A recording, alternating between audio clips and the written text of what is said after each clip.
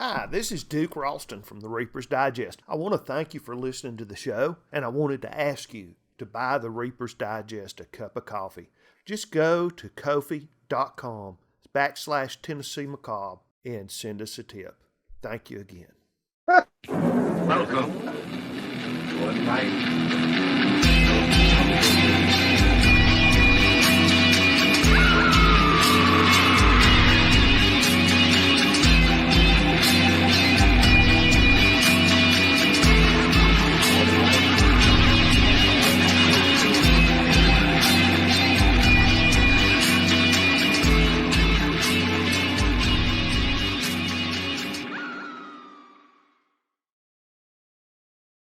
Hello and welcome to the Reaper's Digest podcast. My name is Blake Ray. And my name is Duke Ralston. And sitting here next to me is author Neal Privett. We're going to be talking about Neal's book tonight. Before we get into that, what are you drinking? Neal and I are having Seamstress's roast. I've got the Tiger Burning Bright light roast. Light roast. Good stuff. One of my favorites. Drogo. It's a good company. It is good company. We met Barry at Chattacon a few years ago, and she gave me a free sample, and I don't think I've drunk much else since then. Yeah. Once you get hooked on it, you know. There's no substitute. There's no gold. Yeah. You know, it's not like you can go back to Folgers. No. Once you go Drogo, you never go back. Yeah. That's one of their rejected mottos. Also, Drogo, put it in your mouth. I like that one. This is live, right? We are live, yes. Yeah. All right, cool. Do you Cool. feel alive? I feel live. I feel alive. Especially when you leaned up on me like that. I feel real I'm live. just trying to get in the picture. The special effects. See a visible man. There he is. Where'd he go? There he is. All right. Okay. Yeah, so like I said, we're going to be talking about Neal's book, but specifically we're going to be talking about the mummies of Tara El Bey. Did I pronounce that right? Yeah. Sure. Okay. Yeah. It's Tara El Bey. alien language. Tara El Bey? Yeah, Tara El Bey. Kind of a Tatooine, Arabic, Ray Bradbury, Martian lingo, ancient, inspired, you know? Yeah. A lot of precedent for that in the sci-fi genre. Yep. You know, reminded me of Dune a little bit. Oh, yeah? Yeah. You know what? I have not read Dune. I need to read Dune. Yes. You know, you need to listen to Dune. Reading it, Oh, yeah? you know, yeah, the audiobook makes it a little more palatable. It's I remember trying to read it when I was young and had a difficult time getting through it. Well, you know, it's kind of the sci-fi version of War and Peace. yeah, You know, it is. it's one of those mountains you got to climb if you're a sci-fi fan, and I definitely want to climb it. Yeah, that and the Foundation trilogy, and I think the Foundation trilogy is a little more enjoyable. There's about 1 million books I want to read. Oh, God, I'm never gonna live long enough. I think I'll keep reading after I'm dead. yeah. I'm taking Well, the books with me. that's the dream, right?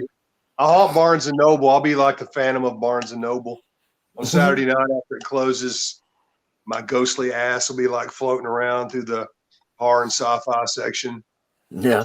and the philosophy And section. the philosophy section. Might even grab a copy of the Kama Sutra. Well, I hear you're a lot more flexible as a Spectre. Well, I have been doing yoga. There you go. So we're going to do a summary of Tara El Bey. Yeah, I think so. Neal, do you want to summarize the story for us? Maybe give us a little bit of your background? Background of the story? No, background of you. Oh, my background. Summarize the story and give us your background. how about a summary of my background? Okay, whatever. That'll work. Well, the Mummies of Tara El Bay. It's definitely, Ray Bradbury influenced. I kind of, big fan of his Martian stories. Dark They Were and Goldeneye, especially. The ancient civilizations on a colonized planet. So he did Mars. I'm in love with the moon.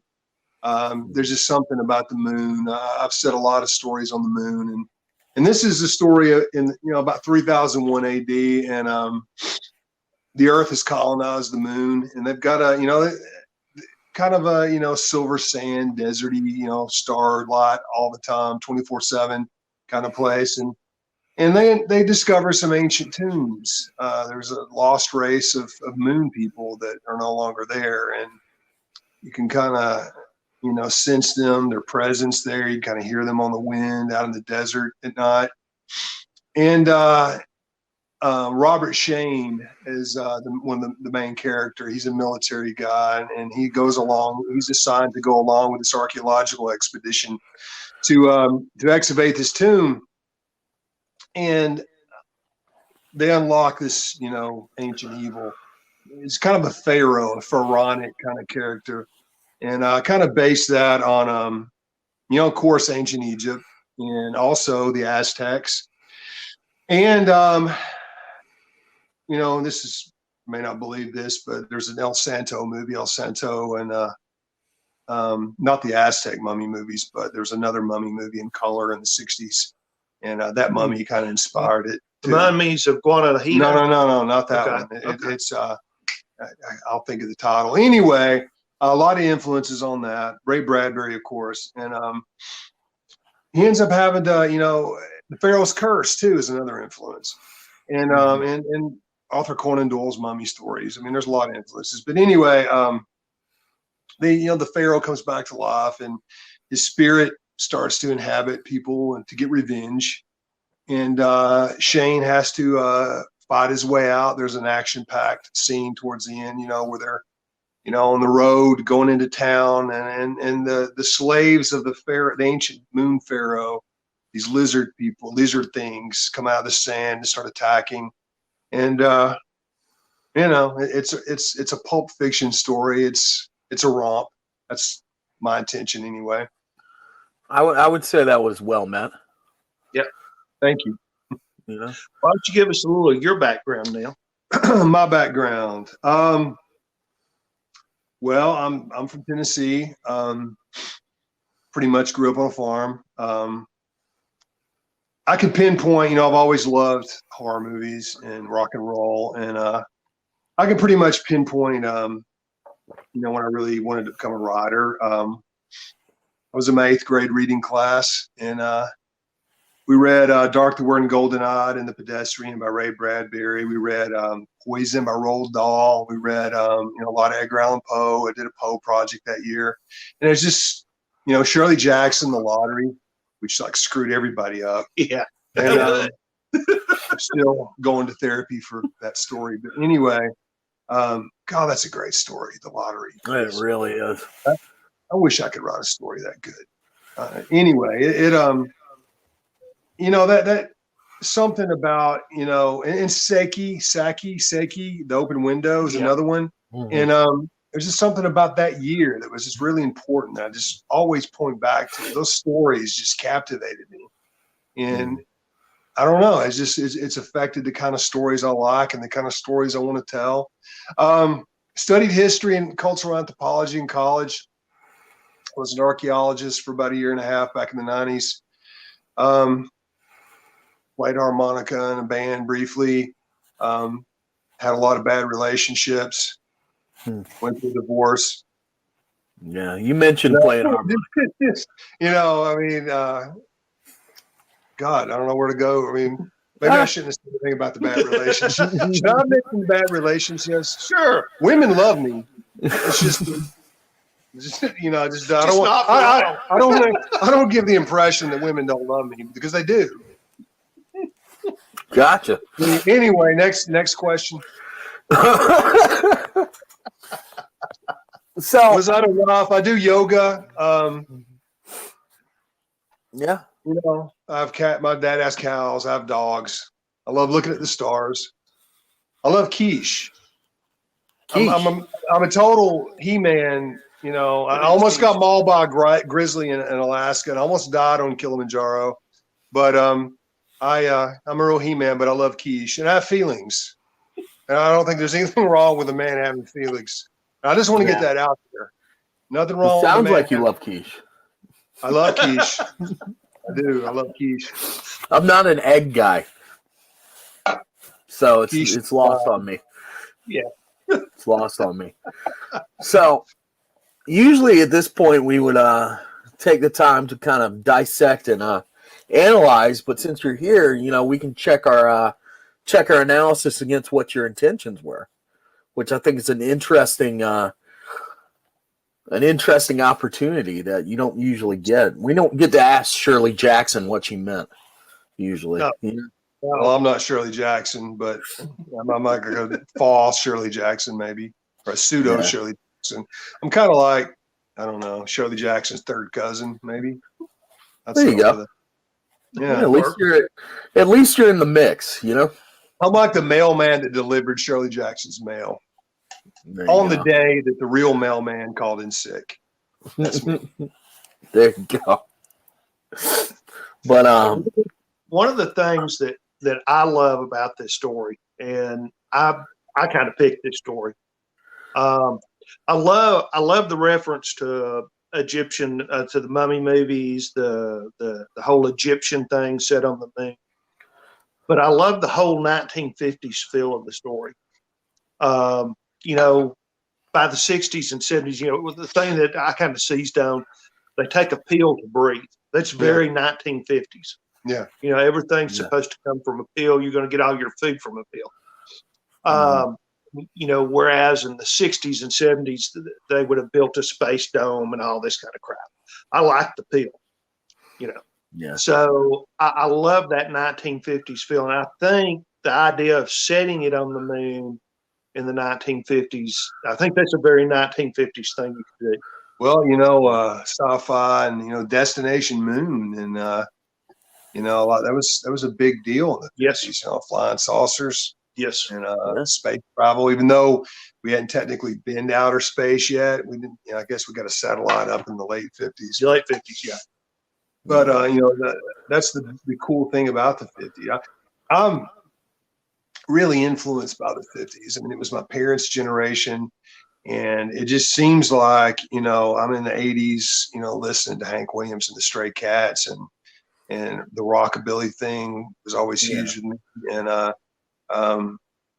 you know, 1950s pre-code horror comics. I was a maniac for those on, you know, the reprints when I was a kid. And I even got my hands on a few original Marvel ones, you know, in the 90s. Oh, wow. You know, that and, you know, the American International flicks, Roger Corman flicks. I mean, it's just the 50s was just Lux Interior, the Cramps. I think he said the 1950s were like the high point of Western civilization. I could. So I mean, I you know, you mentioned the 50s. I think the 50s is in the background of a lot of what I write. It's you know, I can't really get away from it. Well, I thought it was James Dean. James Dean was my hero when I was a kid, and it's like it is, you know, it's just in the back of my mind wherever, you know. Yeah. Well, I thought it was interesting because we take this very 50s idealistic view of the world, you know? And because science was, as we've discussed before, very idealized in the 50s. Yeah. But then you have this ancient evil. We shouldn't be here. Which is a much more 70s idea, I think, or Great Depression, you know, 20s lost generation idea. Mm-hmm. Yeah, it's a good point. I'll tell you something else that goes along with that, the way it ended. Yeah. Yeah. The fact that he walks in and the Pharaoh has possessed his commanding officer. You don't get that in 50s horror. The 50s, the good guy always wins. Well, that is true. That is true. But that that definitely, the Pharaoh's Curse was definitely an influence in that. I mean, it's just, I was a fan of that film. And that was just, I don't know that any other film or story ever did that, where the Pharaoh's spirit just leapfrogs, and gets people like they're going to drink their blood and kill them. And you guys have seen the Pharaoh's Curse, right? I have. It's been a long time. It's 57 call. I love that flick. It's like an EC comic, jacked up on moonshine. It's definitely 50s. But anyway, I remember it being very, very out there for the era. Oh, it is. It's out there. The 50s were weird. It's like, God, Invasion of the Saucer Man, Teenage Werewolf, Teenage Frankenstein, From Hell It Came. It's just the 50s were weird. You have this Eisenhower veneer that's laid over things that are going on. And we talked about Plan 9 from Outer Space a couple of weeks ago. And, you got Ike Eisenhower and Ed Wood thriving at the same time. I don't know that Ed Wood really thrived in the 50s, but he did his work in the 50s. He did his work, yeah. He persevered. Yeah, he was. I think we'll get your opinion on Ed Wood a little bit later once we're done talking about this specific story. But I have a lot to say about him still. We did a whole episode, and I still haven't talked it out. Yeah. Still haven't figured out if I love or hate him. Yeah. So I don't know. There was a lot in here. It was quite the interesting little pastiche of other genres. Like I thought Shane, was kind of the typical Western sheriff. Yeah. In a little desert town on the moon. Definitely an influence on me too. I don't think you can be an American and not be influenced. But it's the West. It's like our myth. It's like our mythology. Yeah. Man, I'm named Dave. Yeah. Yeah. The showdown, man. It's like, it's you can't get away from. Can't get away from it. Yeah. Yeah. Yeah. I mean, I'm in a cowpunk band. You're preaching to the choir. Yeah. So, I like that idea of him as the good, upstanding sheriff coming into, what is essentially just a really peaceful world, and you still have a military presence because it's America. Yeah. You're going to have a military presence. But at the beginning of the story, you kind of get the feeling that it's almost superfluous. Mm-hmm. And then by the end, boy, it's not superfluous anymore. No, not at all. But so what do you think? I mean, we talked about your influences for the story. What was your intention with the story? What was the theme you had? Like, what was the grain that started it all? Well, was it just the desire to write a moon story, or? It was published in an anthology. I wrote it originally for an anthology for Pro Se Productions. I'm in several of their anthologies, and in How to Make a Monster, the collection is reprinted. My intention is to write a good story, to entertain. My stories kind of fall into place as I write them. I wanted to, develop Shane, make a good character. I wanted it to make it scary. I didn't really have any major, cause in mind or theme in mind, other than, which makes a good pulp sci-fi horror idea, is, we don't belong here. We're in an alien land, and we should go back home. And I mean, that plays over in a ton of mummy movies, sci-fi, you name it. And but just writing a good story, an entertaining pulp story, that was my intention. That sense of not belonging, I think that can translate to a lot of folks that are fans of pulp and write pulp. We've all kind of not fit into the culture that we're in, and I think we all can kind of we kind of feel for Shane. You know, Yeah. I kind of had that feeling too. Kind of out of time, Yeah. you know, out of time and place. Yeah. Yeah. I think- Definitely I think Shane definitely's you know, the what's the word I'm looking for? He's the kind of the all-American male, the Clint Eastwood, the John Wayne, the Western hero top. Yeah. Yeah, I would say so. Mhm. I think, that othering of landscape and the othering of the protagonist is important to the pulp story Yeah. in general. Well, I've heard that, one day they're talking about maybe colonizing Mars and, Yeah. it's maybe some kind of reality, Yeah, I just don't think that's a good idea at all. I don't either. I don't either. I think I've heard that like you just basically get on a ship and if they ever do it, you're not coming back home. Yeah. No. And I don't know. That's pretty wild. Yeah. What's going to happen when you get there? And I guess probably part of that figured into the story too. And what would it be like to be on another sphere, another planet, the moon in this instance? Who was there millennia before you? Mm-hmm. And what if you're not wanted?